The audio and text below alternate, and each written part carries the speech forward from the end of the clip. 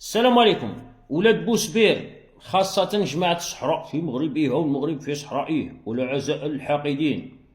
الإنسان لما يسمعكم تتناقشوا في اللايفات وفي المواقع هنايا ونشوف هذيك العنجهية والثقة بالنفس، أنا في بعض الأحيان نقول بالك كل مروكي راه مقاري أسكاتسون في داره، ولا سوخوي راه مقاري في الفيناء. تعرف الفيناء؟ طنجة تعرفها، مراكش، الدار البيضاء، فاس، هذه وما عندك السيادة عليها، هذه اللي سوا ديزون بلادك. الموانئ تاع طنجة راك عارف شكون اللي مستولي عليهم. الشوارع تاع طنجة كاع بدلوا لهم اسماء تاعهم. وري لي الشارع تاع اللال الفاسي. البيوت اللي هدموهم في مراكش راك عارف لمن مدوهم. ما تحمالكش الفرفارة.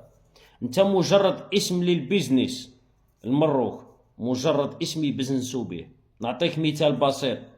رجال الأعمال اللي يخدموا في السوق السوداء كيبغيو يديروا تبييض الأموال يجيبوا واحد الشمكار ويديروا المشاريع باسمه. يعني رجال الأعمال هادو تقدر تقول عليهم هما الكيان وفرنسا وإمارات وأمريكا، والشمكار هو أنت، هو المروك. باش ما يوهموكش باللي عندك قضية وطنية وتغض البصر على الأوضاع المزرية نتاعك.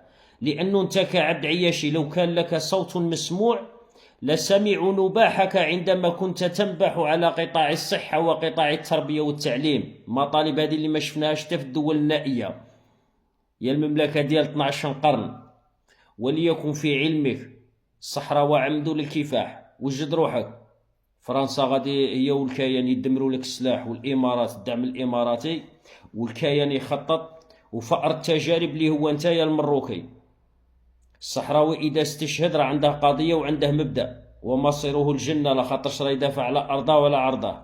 اما انت كمروكي كتب لك رب العالمين الا ان تموت جيفه، يا تموت في تل ابيب تحارب في خوتك الفلسطينيين، يا تموت ضد خوتك الصحراويين تستولي لهم على الارض نتاعهم.